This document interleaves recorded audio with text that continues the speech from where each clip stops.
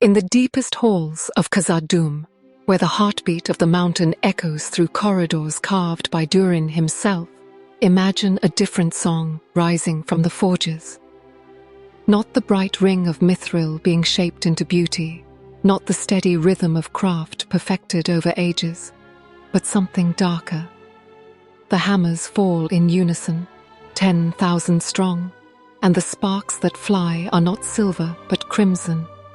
The dwarves of the lonely mountain bend their backs not to their own designs, but to the will of a master in Mordor. Picture, if you will, the great gates of Moria opening not to fellowship and friendship, but to endless columns of armored warriors marching beneath the banners of the Eye. Envision the finest smiths of Auli's children, their beards stained with soot and shadow, forging not rings of power, but chains of dominion. This is not the Middle-earth we know from the pages of the Red Book, nor the tales sung in the halls of Rivendell. What if the most stubborn, the most independent, the most fiercely proud of all the free peoples had chosen a different path? What if Durin's folk, in their mountain fastnesses, had opened their doors not to resist the darkness, but to embrace it? The very thought sends tremors through the foundations of everything we thought we knew about the War of the Ring, about the Last Alliance, about the fate of every realm from the Grey Havens to the Sea of Rhûn. For if the dwarves had served the enemy, would there have been a Third Age at all? Would the Shire have ever known peace? Would the light of Arendelle have continued to shine? Or would it have been snuffed out in the first tide of darkness that swept from both Mordor and the Misty Mountains? The very mountains themselves might have become fortresses of shadow, and the deep roads that should have echoed with songs of gold and mithril would instead ring with the march of doom. To understand the magnitude of such a betrayal, we must first remember who the dwarves truly are in the world that Tolkien crafted. Born from the thought and hammer of Olaf the Smith, they are perhaps the most independent-minded of all the speaking peoples of Middle-earth. While elves sang the songs taught by the Valar, and men sought dominion over lands and kingdoms, the dwarves carved their own destiny from living stone deep beneath the surface of the world, where the light of sun and moon could not reach. They are a people defined by their resistance. When Sauron distributed the rings of power to corrupt the leaders of the free peoples, 7 rings went to the dwarf lords, and yet not one of them fell into shadow as the 9 kings of men did. The rings amplified their natural desire for treasure and precious things, yes, but they could not break the fundamental stubbornness that Olaf had hammered into their very bones. Where men became wraiths and slaves, the dwarves simply became more themselves, more secretive, more covetous, more impossible to bend to another's will. This resistance was not born of virtue alone, though virtue they possessed. It came from something deeper, something woven into the very music of their creation. Olaf had made them in secret, in love and longing for the coming of his students, but also in defiance of Eru's timing. That spark of rebellion, of refusing to wait for others to determine their fate, burned bright in every dwarf from the first awakening in the halls under Mount Gundabad to the last king of Erebor. When the last alliance marched to the gates of Mordor, dwarves fought beside Gil-galad and Elendil, but they fought as allies, not subjects.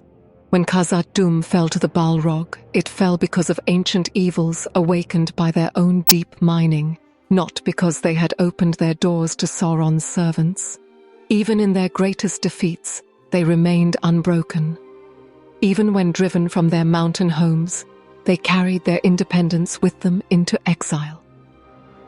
Their kingdoms stood as islands of self-determination in a world increasingly defined by the struggle between the wise and the shadow. From the Blue Mountains to the Iron Hills, from Erebor to the hidden halls of the Blacklock and Stonefoot clans, they represented something precious and irreplaceable, the absolute refusal to kneel to any power they had not chosen to acknowledge. Yet this very independence, this proud isolation, contained within it the seeds of a different possibility. For if the dwarves could not be corrupted, perhaps they could be convinced. If they could not be dominated, perhaps they could be recruited. And in that possibility lay a path to a darkness more complete than any the free peoples had ever imagined. But even the strongest stone can be worn away by the patient application of water, and even the most stubborn heart can be moved by the right combination of desire and opportunity. To imagine the dwarves serving Sauron, we must imagine a master manipulator at the height of his power, one who understood that the children of Ole could not be simply commanded or threatened into submission. They would have to be seduced. Consider the ring of power that came to Durin's folk in Khazad-dûm, the greatest of the seven.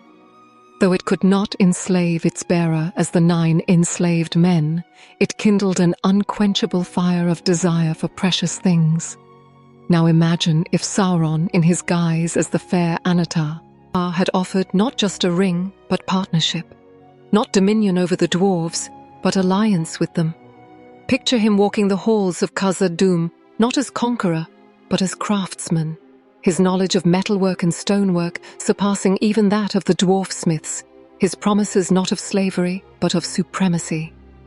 Why should the firstborn hoard the light of the 2 trees in their hidden realms? His voice might have whispered in the councils of the dwarf lords. Why should men inherit the dominion of Middle-earth, when it is you who have delved deepest into its bones, you who understand its true wealth? The elves speak of fading and sailing into the west, abandoning the world they claim to love. Men are brief candles, burning bright for a moment before guttering out. But you are eternal as the mountains themselves. You should be the inheritors of this world. The temptation would not have been mere greed, though greed played its part. It would have been the promise of vindication for every slight, every dismissal, every time they had been called crude or lesser by the tall folk. The elves had always looked down on them, literally and figuratively. The kin strife over the Silmarils, the slaying of Thingol, the endless disputes over treasure and territory. All of these old wounds could have been pressed upon by a master manipulator who understood that pride can be a more potent corruption than fear. Imagine Sauron offering the dwarves not just mithril veins, but mastery over all the precious metals of the earth, not just the halls under the misty mountains, but dominion over every mountain range from the Ered Luin to the Orokhani.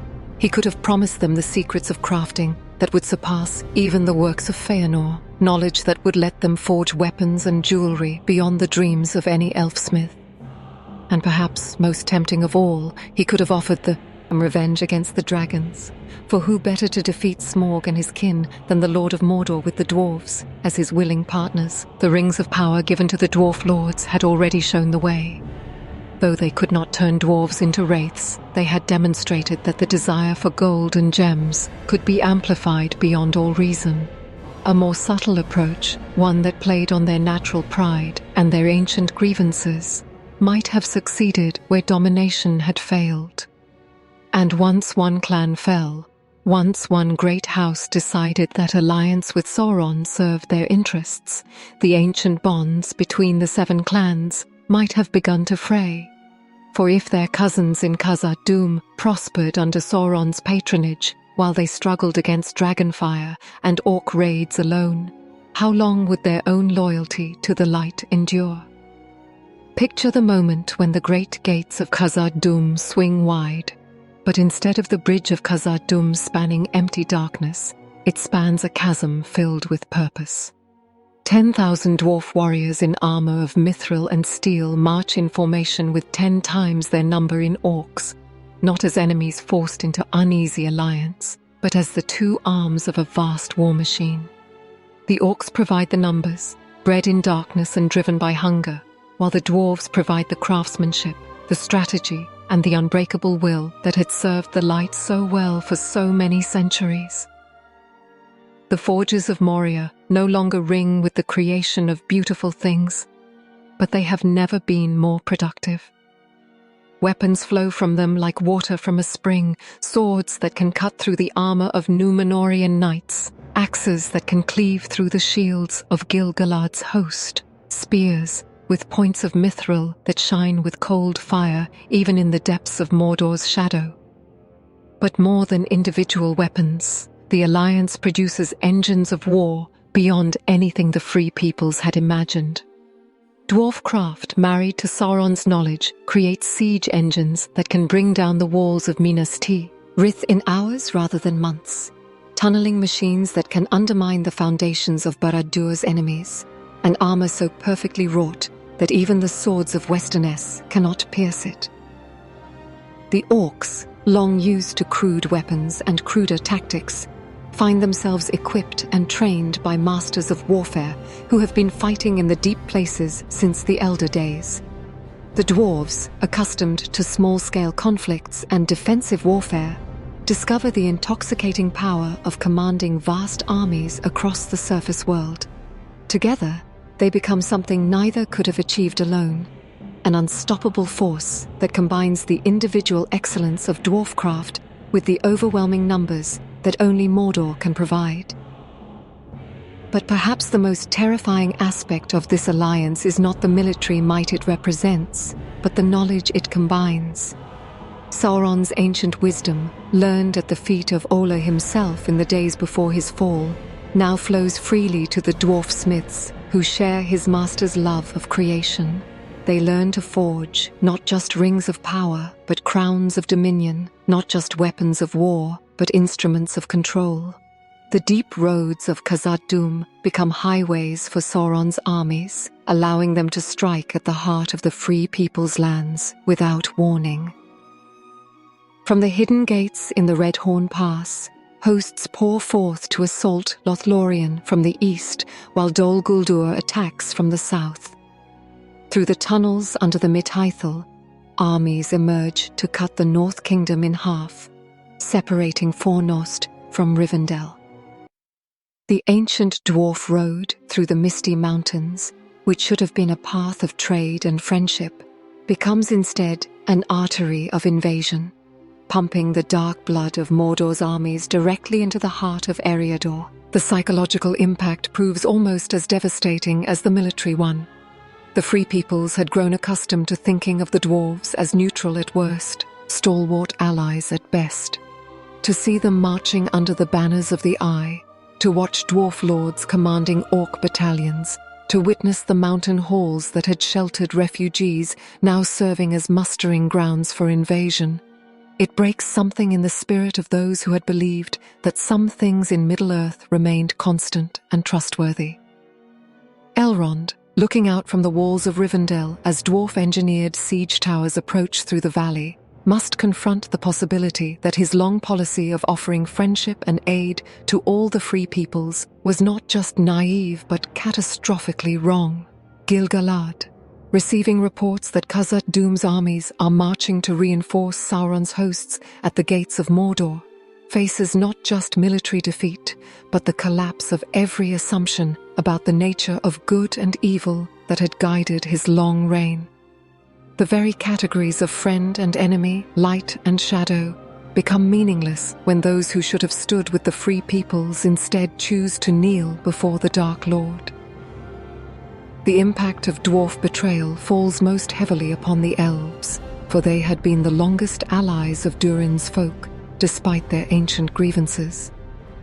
When Gil-galad receives word that the gates of Moria have opened to disgorge not refugees fleeing the Balrog, but armies marching under the banners of Mordor, the High King of the Noldor faces a strategic nightmare that no amount of foresight could have prepared him for. The carefully laid plans of the White Council crumble like sand, for they had all depended on the assumption that the Misty Mountains would remain a barrier, not a highway for invasion. Rivendell, that hidden sanctuary where the wise gathered to plan resistance against the shadow, suddenly finds itself terrifyingly exposed. The secret paths through the mountains, known to dwarf guides for centuries, become routes of attack rather than escape. Elrond's people, masters of concealment and subtle magic, discover that their arts mean little when their enemies approach not from the expected directions, but through tunnels that emerge directly beneath their feet. The House of Elrond, which had stood unconquered since its founding, faces the prospect of siege by enemies who know every hidden entrance, every secret way, every weakness in its defenses. In Lothlorien, Galadriel gazes into her mirror and sees visions that shake even her ancient composure.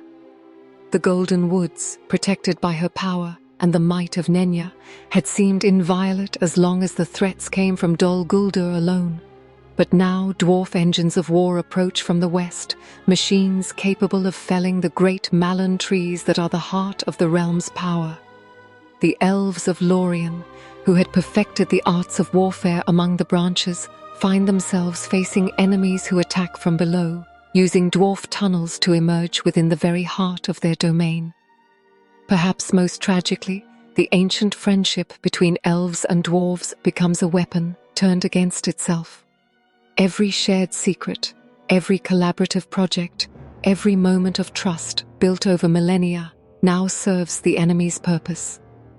The elven smiths of Ostin Edhill, who had worked alongside dwarf craftsmen to create the Rings of Power, realize that their former partners now possess intimate knowledge of every technique used in their creation. The defenses that the elves had built, assuming dwarf neutrality, prove worse than useless when those same dwarves march against them with complete knowledge of every strength and weakness. The psychological warfare proves as devastating as the military assault. Dwarf lords who had once sat in council with Elrond and Gil-galad now use their knowledge of elven customs and psychology to craft torments specifically designed to break the spirits of the firstborn. They know which songs the elves sing to maintain their courage, and they teach the orcs to howl discordant parodies. They understand the elven reverence for growing things, and they make sure their war machines burn and poison the very earth as they advance. Most devastating of all is the realization that this betrayal calls into question every assumption the elves had made about the nature of good and evil, light and shadow. If the dwarves, those stalwart and incorruptible allies, could choose to serve Sauron, what did that say about the certainty of their cause? If independence and pride could be turned to the service of darkness, what hope remained for the other free peoples? The very foundations of elven resistance begin to crack, not under the weight of superior force, but under the unbearable burden of absolute despair. For the realms of men, already divided between loyalty to the ancient alliance and the seductive promises of Sauron's emissaries, the defection of the dwarves proves to be the final weight that tips the scales toward catastrophe.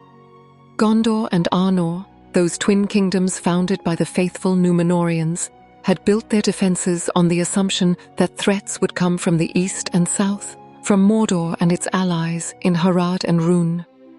Their great fortresses face those directions. Their armies are positioned to meet attacks from known enemies. Their supply lines run through territories they believed secure. The emergence of dwarf Sauron armies from the Misty Mountains shatters this strategic framework like a hammer blow to glass. Suddenly, Minas Tirith finds itself threatened, not just from Osgiliath and the Pelennor, but from the north, where dwarf roads allow Mordor's armies to bypass every prepared position.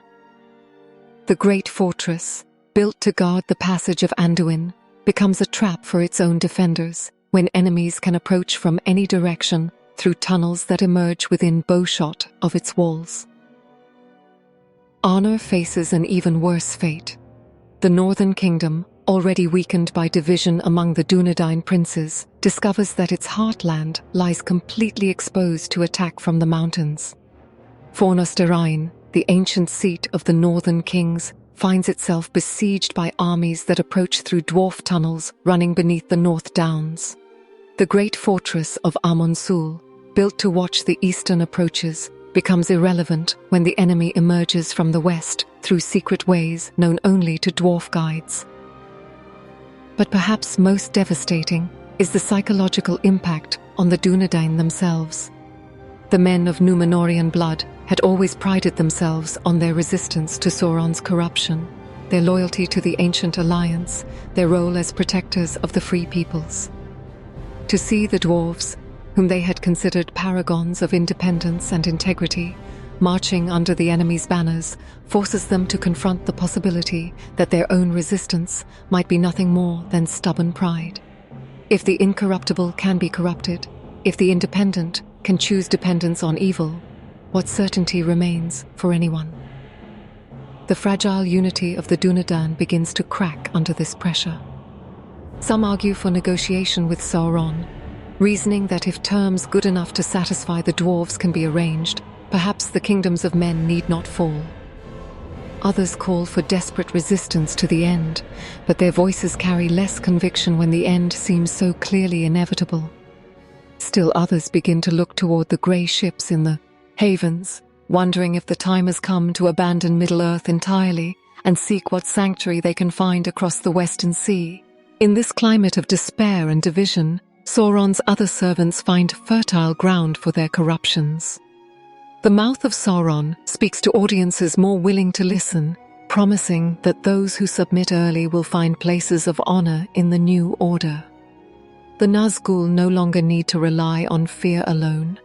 They can point to the practical example of dwarf prosperity under Sauron's rule as evidence that service to the Dark Lord brings rewards rather than slavery. The very success of the Dwarf Alliance becomes a recruitment tool, proof that cooperation with evil can be profitable for those wise enough to recognize the direction of the wind. In such a transformed Middle-earth, the very notion of the One Ring and its ultimate destruction becomes almost laughably impossible to contemplate. Consider the practical obstacles alone. How could any ring-bearer, no matter how brave or determined, hope to reach Mount Doom when every path leads through territory controlled by the Dwarf Sauron alliance? The hidden ways through the misty mountains, the secret paths that Gandalf knew, the emergency routes that the wise had planned, all become death traps when the guides who know them serve the enemy. But the deeper question strikes at the heart of the entire narrative we thought we knew. In our world, Bilbo Baggins found the ring by accident in the tunnels under the misty mountains, lost there during the battle between Gandalf and the Orcs of Moria. Yet if Moria had never fallen, if the dwarves had never fled their ancient halls, would Gollum ever have dwelt in those tunnels at all? The creature we knew as Smeagol made his lair in the abandoned places beneath the mountains, hunting fish in the dark pools where no dwarf foot had trod for centuries. In a world where those halls rang with activity, where dwarf guards patrolled every passage, the miserable creature might never have found sanctuary there. More troubling still is the possibility that the ring might never have been lost in the first place. Isildur's moment of weakness at the cracks of doom, his failure to destroy the ring when he had the chance, might have been irrelevant if Sauron had possessed allies capable of preventing his defeat entirely. With dwarf-forged weapons and dwarf-engineered defenses, with the mountain passes secured and the deep roads serving his armies, the Dark Lord might never have fallen to the last alliance at all. Picture instead a world where the ring remained always on Sauron's finger, where his power grew unchecked through alliance with the masters of craft and stone. The dwarves, with their unparalleled skill in working metal and gems, might have helped him forge new rings of power, instruments of domination beyond anything previously imagined. With their knowledge of the deep places of the earth, they could have guided him to sources of power hidden since the foundation of the world. With their stubborn will and unbreakable loyalty, once given, they could have provided him with servants immune to doubt, despair, or rebellion. In such a world, there would be no Shire for hobbits to dwell in peacefully, no Bag End for a Baggins to call home. The green lands of Eriador would lie under shadow, their gentlefolk either fled or enslaved. There would be no Gandalf to guide heroes on impossible quests, for the wise would either have perished in the first overwhelming assault or would have fled across the sea in despair. The very concept of the Fellowship of the Ring becomes meaningless in a world where the forces of light never possessed the strength to contemplate such a desperate gamble. Most chilling of all is the realization that Sauron, with dwarf allies to serve him, might not have needed the ring's return to achieve victory. The combination of his ancient knowledge and their masterful craft could have produced weapons and artifacts of power that made even the One Ring seem pale by comparison. The world would belong to darkness, not through the corruption of a single artifact, but through the willing service of those who should have stood against it. Yet even in imagining such a complete victory for darkness, we cannot escape the inexorable logic that Tolkien wove through all his tales. Evil ultimately consumes itself. The dwarves who chose to serve Sauron, believing they would gain dominion and respect, would discover too late that the Dark Lord keeps no bargains save those that serve his purposes alone. The promises of partnership would reveal themselves as lies, the shared authority as illusion, the prosperity as a golden chain that grows heavier with each passing year. The great halls of Khazad-dûm, transformed into arsenals for Mordor's war machine, would lose their beauty and their meaning. The songs that once celebrated the craft of creation would be replaced by chants of destruction. The dwarves, who had prided themselves on their independence, would find themselves as bound to Sauron's will as any orc or troll, their ancient freedoms traded away for power that proved to be mere servitude dressed in finery. The mountain kingdoms that had stood for thousands of years would crumble from within as the corruption spread. The mithril that had been their greatest treasure would become the instrument of their spiritual poverty. The deep roads that had connected their scattered clans would become pathways for tyranny and oppression.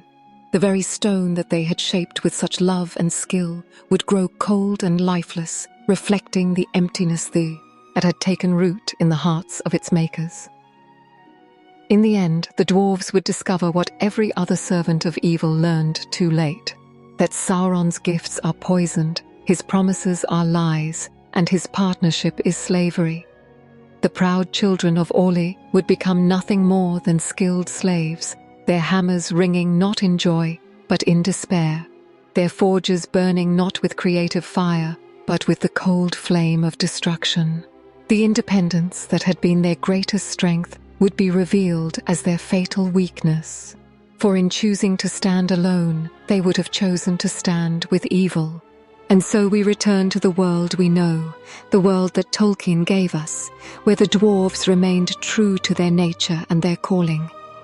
In the light of what might have been, we can see more clearly the precious gift of what actually was. The stubborn independence of Durin's folk, which sometimes seemed like mere pig-headedness, was actually the bulwark that prevented a catastrophe beyond imagining. Their refusal to bow to any power they had not chosen to acknowledge, their fierce protection of their own freedom, their willingness to stand alone rather than kneel together. All of these traits that occasionally frustrated their allies were actually the very qualities that saved Middle-earth from a darkness more complete than any the Free Peoples ever faced. When we read of Gimli's friendship with Legolas, of the valor of Balin and Thorin, of the loyalty of Dain Ironfoot at the Battle of Five Armies, we should remember that we are witnessing not just individual acts of heroism, but the manifestation of a cultural strength that kept the world from falling into an abyss of shadows. Every dwarf who chose to fight alongside the Free Peoples rather than serve the highest bidder was helping to preserve not just his own people, but all the peoples of Middle-earth. The hammers that rang in the forges of Erebor after Smaug's death, the axes that were raised at the Battle of the Pelennor Fields, the picks that carved new halls in the Lonely Mountain, all of these were not just tools and weapons, but instruments of salvation. They were the sound of freedom choosing to remain free, of independence refusing to be bought at any price, of pride that served the light rather than the darkness. In the deep places of the world, where the dwarves sing their ancient songs, the echoes carry a truth that resonates through all the ages. Some things cannot be conquered, some spirits cannot be broke, and some choices, once made, can save the world. The dwarves' refusal to serve Sauron was not just their salvation, but ours, a gift given not in grand gestures, but in the quiet, stubborn insistence that freedom is worth more than any treasure, even the dominion of the world itself. And in that choice, we glimpse the deepest truth of Tolkien's vision, that the small decisions of ordinary people, made in darkness and uncertainty, can determine the fate of ages yet to come. This story ends, but many await. Subscribe so no tale escapes you.